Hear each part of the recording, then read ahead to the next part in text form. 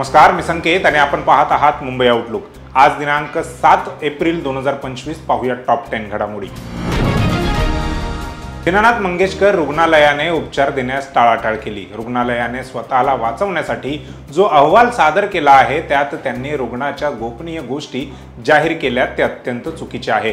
रुग्णालयाने ज्या गोष्टी समितीसमोर मांडायला हव्या होत्या त्या सोशल मीडियाच्या माध्यमातून मांडल्या, अशी संतप्त प्रतिक्रिया राज्य महिला आयोगाच्या अध्यक्षा रुपाली चाकणकर यांनी दिली।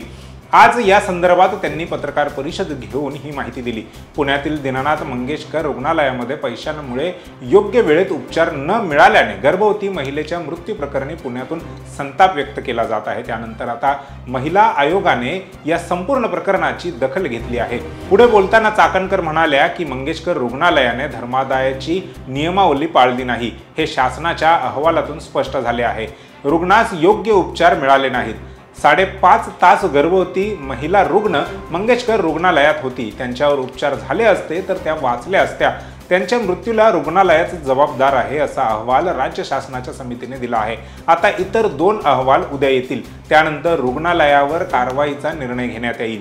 रुग्णालयाने हलगर्जीपणा आणि मगरुरीपणा केलेला आहे, त्यामुळे यामध्ये रुग्णालय दोषी असल्याचं रुपाली चाकणकर यांनी यावेळी स्पष्टपणे सांगितलं आहे।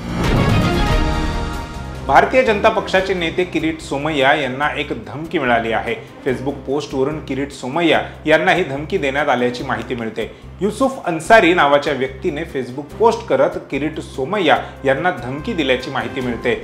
तर येत्या 8 तारखेला किरीट सोमय्या यांच्या घरी आंदोलन करणार असल्याचाही इशारा या धमकी देणाऱ्या युसुफ अन्सारी नावाच्या व्यक्तीने दिला आहे।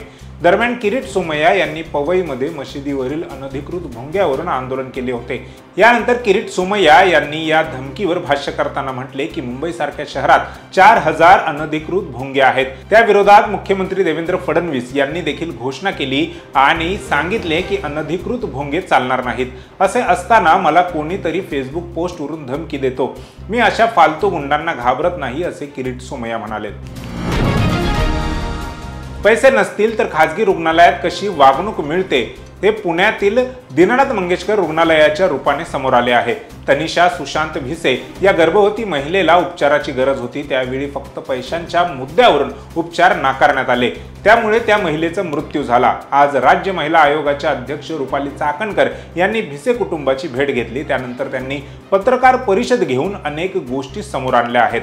दीनानाथ मंगेशकर रुग्णालयाने कशा प्रकारचे उल्लंघन केले ते त्यांनी सांगितले। कोणताही पेशंट चांगल्या उपचारांसाठी आपल्या आयुष्यातील व्यक्तिगत गोष्टी डॉक्टरांशी शेअर करतो। तनिषा यांची डॉक्टर घैसास यांच्याकडे ट्रीटमेंट सुरू होती। 15 मार्च रोजी पेशंट पहिल्यांदा डॉक्टरला भेटला, त्यावेळी याआधी ट्रीटमेंट कशी घेतली सर्व मेडिकल हिस्ट्री सांगितली। पेशंटची मेडिकल हिस्ट्री डॉक्टरला सांगितली होती। ही घटना घडल्यानंतर दीनानाथ मंगेशकर रुग्णालयाने एक समिती नेमली। त्या समितीने स्वतःला वाचवण्यासाठी रुग्णाची व्यक्तिगत माहिती सोशल मीडियाच्या माध्यमातून मांडली, याचा मी निषेध करते। कुटुंबाने यावर आक्षेप घेतलाय, असं रुपाली चाकणकर या म्हणाल्या। पुण्यातील दीनानाथ मंगेशकर रुग्णालय आणि तनिषा भिसे मृत्यू प्रकरण महाराष्ट्रात चर्चेचा विषय ठरत आहे। या मृत्यू प्रकरणाची चौकशी झाली पाहिजे, तसेच या मृत्यूमध्ये ज्या डॉक्टरांचा तसेच अन्य लोकांचा समावेश आहे त्यांच्यावर कठोर कारवाई झाली पाहिजे, अशी मागणी केली जात आहे। त्यानंतर या रुग्णालयातील डॉक्टर सुश्रुत घैसास यांनी राजीनामा दिला आहे। असे असताना राष्ट्रवादी शरद पवार गटाच्या नेत्या तथा पुण्याच्या खासदार सुप्रिया सुळे यांनी देखील तनिषा भिसे या महिलेचा मृत्यू झालेला नसून तिची हत्या झाली आहे असं म्हणत या प्रकरणातील डॉक्टरांवर लवकरात लवकर गुन्हा दाखल झाला पाहिजे अशी मागणी केली आहे। त्यांनी या प्रकरणावर बोलताना राज्य सरकारवरही जोरदार टीका केली आहे। अमेरिकन वस्तूंची आयात नाकारताना जगातील अनेक देशात मोठ्या प्रमाणावर कर आकारला जातोय। त्याला प्रत्युत्तर म्हणून डोनाल्ड ट्रम्प यांनी 180 देशापेक्षा अधिक देशांवरती रेसिप्रोकल टॅरिफ लावला आहे। म्हणजेच अमेरिकेत आयात होणाऱ्या सामानावर हा रेसिप्रोकल टॅरिफ लागणार आहे। या निर्णयामुळे जगात हाहाकार उडाला आहे। आशियाई बाजार असो वा चीनी किंवा ऑस्ट्रेलियन बाजार, सर्वत्र घसरण पाहायला मिळते। भारतीय बाजार आज उघडताच 3000 अंकांनी घसरला। या दरम्यान दक्षिण पूर्व आशियाई देश व्हिएतनाममधून एक मोठी बातमी समोर आली आहे। अमेरिकेने व्हिएतनामवर 46% टॅरिफ लावण्याची घोषणा केली होती। त्यावर आता व्हिएतनामने अमेरिकेला एक पत्र लिहिलंय। त्यात त्यांनी अमेरिकेतून व्हिएतनाममध्ये आयात होणाऱ्या सामानावर टॅरिफ न लावण्याची घोषणा केली आहे। बागेश्वर धामचे पीठाधीश्वर धीरेंद्र कृष्ण शास्त्री 12 दिवसीय महाराष्ट्र दौऱ्यावर आहेत। मुंबईत ते आले आहेत। बागेश्वर महाराज 5 ते 11 एप्रिल दरम्यान श्रीमद भागवत कथा वाचन करणार आहेत।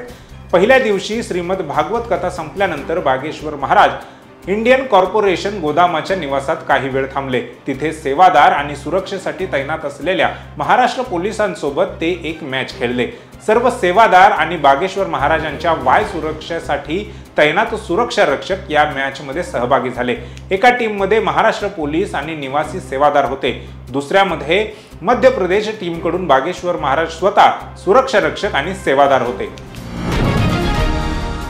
बदलापूरच्या अक्षय शिंदे बनावट चकमक प्रकरणी उच्च न्यायालयाने राज्य सरकारला दणका दिला आहे। या प्रकरणातील संबंधित पोलीस अधिकाऱ्यांवर तातडीने गुन्हा दाखल करण्याचे आदेश उच्च न्यायालयाने दिले आहेत। या प्रकरणातील पोलीस अधिकाऱ्यांवर गुन्हा दाखल करणार नाही अशी भूमिका राज्य सरकारने घेतली होती। त्यावर पोलिसांविरोधात गुन्हा दाखल करण्याचे आदेश याआधीच न्यायालयाने दिले होते। आता या निकालाला सर्वोच्च न्यायालयात आव्हान देण्याकरता राज्य सरकारने केलेली मागणी फेटाळण्यात आली आहे। बदलापूरच्या एका शाळेतील मुलीवर लैंगिक अत्याचार केल्या प्रकरणी आरोपी अक्षय शिंदेचा एन्काउंटर करण्यात आला होता। सुनावणीच्या वेळी त्याला नेण्यात येत असताना मुंब्र्याच्या परिसरात त्याचा एन्काउंटर करण्यात आला। मात्र हा एन्काउंटर बनावट असल्याचा अहवाल नंतर समोर आला। त्यानंतर या प्रकरणातील पोलीस अधिकाऱ्यांवर गुन्हे दाखल करण्याचे आदेश देण्यात आले आहेत। एकीकडे महागाईने उच्चांक गाठलेला असताना दुसरीकडे पेट्रोल डिझेलच्या किमतीबाबत मोठी बातमी समोर आली आहे। सरकारने पेट्रोल डिझेलच्या किमतीवरील उत्पादन शुल्क वाढवले आहे। पीटीआयने दिलेल्या वृत्तानुसार केंद्र सरकारने सोमवारी पेट्रोल आणि डिझेलवरील उत्पादन शुल्कात प्रति लिटर 2 रुपयांची वाढ करण्याची घोषणा केली आहे। हे बदल मंगळवारपासून लागू होणार आहेत। पेट्रोलवरील उत्पादन शुल्क प्रति लिटर 13 रुपये आणि डिझेलवरील उत्पादन शुल्क हे 10 रुपये करण्यात आल्याचे या आदेशात म्हटले आहे। उत्पादन शुल्कात वाढ केल्याने किरकोळ किमतीवर काय परिणाम होईल हे या आदेशात सांगण्यात आलेले नाही। परंतु पीटीआयने उद्योग सूत्रांच्या हवाल्याने सांगितले की किरकोळ किमतीमध्ये बदल होण्याची शक्यता कमी आहे। आंतरराष्ट्रीय तेलाच्या किमतीत घट झाल्यामुळे पेट्रोल आणि डिझेलच्या किमतीमध्ये आधीच कपात झालेली आहे। त्यामुळे उत्पादन शुल्क वाढीचा परिणाम होण्याची शक्यता कमी आहे। फॅशन आणि वैविध्यपूर्ण भूमिका यांमुळे कायम चर्चेत असलेली सई ताम्हणकर पुन्हा एकदा बॉलिवूड प्रेक्षकांना भुरळ घालण्यासाठी सज्ज झाली आहे। सई ग्राउंड झिरो या चित्रपटात दिसणार आहे। ती इम्रान हाशमी सोबत स्क्रीन स्पेस शेअर करणार आहे। ग्राउंड झिरोचा ट्रेलर नुकताच लॉन्च झाला आणि सईच्या सातत्यपूर्ण अभिनयाची पुन्हा एकदा झलक यातून बघायला मिळाली।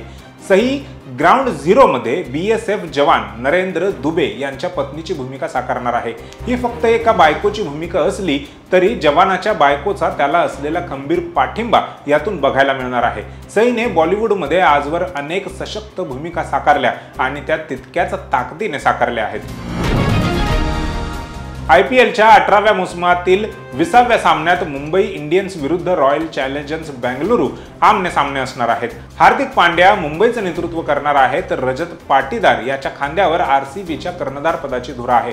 मुंबईचा हा एकूण 5वा तर घरच्या मैदानातील दुसरा सामना असणार आहे तर आरसीबीचा हा 4था सामना आहे। मुंबईला 4 पैकी फक्त एकच सामना जिंकता आला आहे। त्यामुळे मुंबई समोर आरसीबी विरुद्ध घरच्या मैदानात दुसरा विजय मिळवण्याचं आव्हान असणार आहे।